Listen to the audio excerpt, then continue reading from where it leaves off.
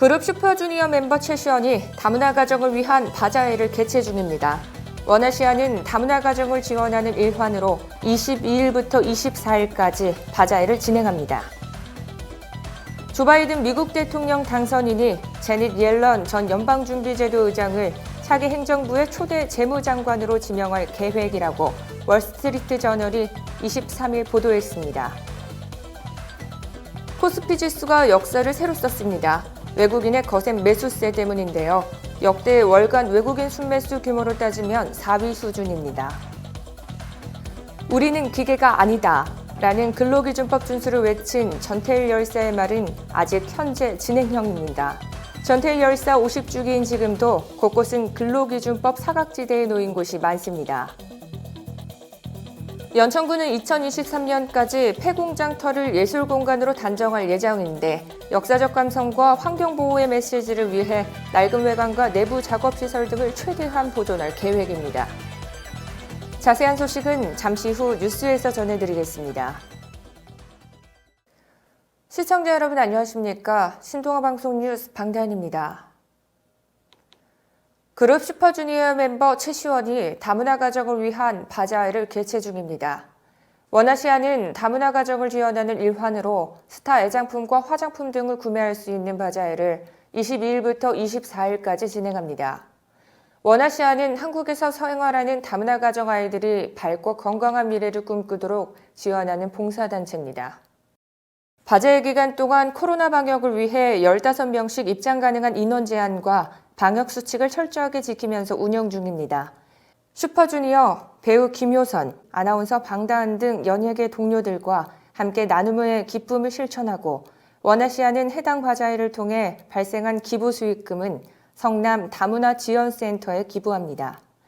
그리고 브랜드 동우모피, 보그너, 베스글, 미라클 화장품, 비올로 칫솔, 광철 활칠김 등이 기부에 함께 참여했습니다. 코로나 여파로 더 추워질 전망인 올겨울 다문화 가정 아이들에게 함께 나눌 수 있는 바자회 공간은 서울시 강남구 발리와에서 철저한 방역 후 참여 가능합니다. 조 바이든 미국 대통령 당선인이 제닛 옐런 전 연방준비제도 의장을 차기 행정부의 초대 재무장관으로 지명할 계획이라고 월스트리트 저널이 23일 보도했습니다. 공식 지명 후 상원 인준을 통과하면 앨런 전 의장은 미국 역사상 최초로 여성 재무장관이 됩니다.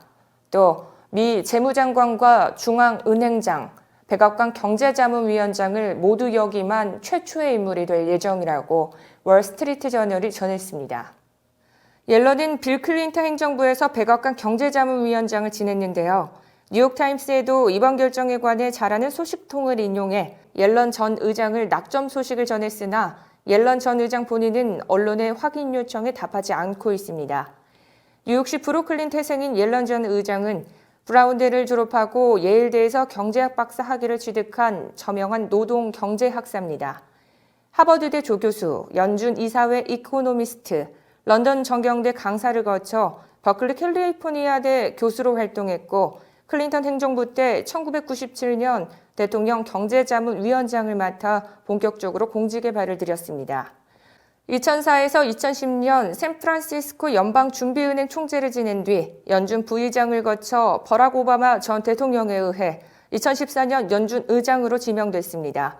글로벌 금융위기 이후에 미 통화정책을 지휘한 그는 저금리 기조를 유지하고 노동시장 개선을 견인한 걸로 평가받는 인물입니다. 4년의 재임 기간 동안 기준금리를 5번밖에 올리지 않았고 임기 말에서야 비로소 금융위기 시절 양적 완화에 따라 연준이 매입한 4조 달러 규모의 자산을 축소하기 시작했다고 CNBC 방송이 전했습니다.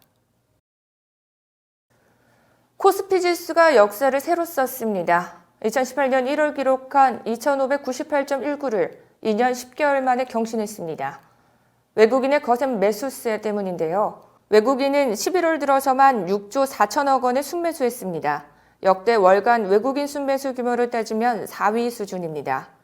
증권업계 전문가들은 당분간 이 같은 외국인 자금 유입이 지속될 걸로 내다봤습니다. 지속되는 외국인 자금 유입 속에 코로나19 확산 정도에 초점을 맞춰야 한다고 강조했는데요. 코로나19 재확산에 따라 주도주의 변화가 있을 수 있다는 지적입니다. 23일 코스피 지수는 전거래일 대비 49.09포인트 뛴 2602.59의 거래를 마쳤고 역대 최고치입니다. 외국인은 이날 9,885억 원어치의 주식을 순매수했고 13거래일 연속 순매수입니다. 이달 들어서만 코스피 시장에서 6조 4천억 원어치 넘게 사들였습니다. 한편 기관은 594억 원, 개인은 8,736억 원 순매도했습니다. 미국 대통령 선거 불확실성이 해소되고 코로나19 백신 기대감이 높아지면서 위험 자산인 신흥국으로 자금이 유입되고 있고 그중에서 한국은 더 매력적이라는 평입니다. 최유준 신한금융투자연구원은 추세선 수준의 지분율 회복을 가정하면 현재 시가총액 기준으로 25조 원가량 추가 매수 여력이 있다고 설명했습니다. 환율도 우호적인데요. 이날 원달러 환율은 3.9원 내린 1,110.4원으로 마감했습니다. 지난 19일 외환당국이 구두 개입에 나섰지만 약달러가 상당 기간 지속되면서 환차익에 민감한 글로벌 패시브 자금이 증시로 유입된 모습이라는 전망입니다. 우리는 기계가 아니다. 근로기준법 준수를 외친 전태일 열사 50주기입니다. 50년이 지난 지금도 곳곳은 근로기준법 사각지대에 놓인 곳이 많은데요. 바로 2020년에도 수많은 노동자들은 여전히 일하다 죽고 일하다 다치고 있습니다. 택배 노동자 과로사뿐만이 아니라 특수고용노동직 등 다양한 형태의 비정규직이라고 칭할 수도 없는 새로운 근로 형태들이 태어나면서 노동 환경이 전혀 나아지지 않았다고 보는 시각이 아주 많았습니다.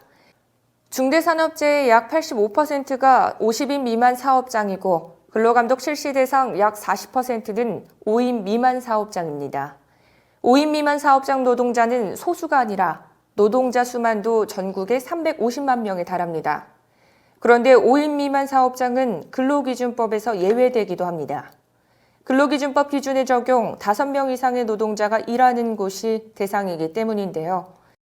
노동시간 수당, 휴식 등 법으로도 보장 못 받는 경우가 아직도 많습니다. 법을 악용해 사업장 쪼개기 하는 사업주들도 있는데 학원과 연구소, 호텔 등 업종이 다양합니다. 사각지대 없애는 근로기준법 개정안 발의는 됐지만 국회 환경노동위원회에 120개의 법안이 있으면 120번째쯤 될 거다라고 노동계는 밝혔습니다. 일제강점기 한탄강과 임진강 주변에는 질 좋은 모래와 점토가 풍부해 이 같은 벽돌 공장이 번성했지만 지금은 대부분 사라졌거나 폐허가 됐습니다. 뻥 뚫린 천장 사이로 내려오는 햇빛을 조명 삼아 도형물들이 놓여 있습니다. 또 무너진 벽돌담 앞에 덧씌워진 몽환적인 색감의 벽화가 있어 버려진 건지 꾸며진 건지 모를 애매한 헷갈림이 묘한 문화적 호기심을 자극합니다. 연천군과 경기도문화재단이 문화예술공간 거점을 만들기 위한 프로젝트로 보존 가치가 있는 폐허를 이용해 창작과 휴식 공간을 만들자는 취지입니다.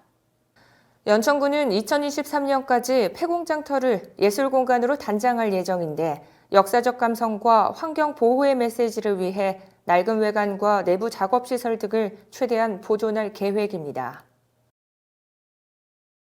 이상으로 뉴스를 마치겠습니다. 지금까지 시청해주신 여러분 고맙습니다.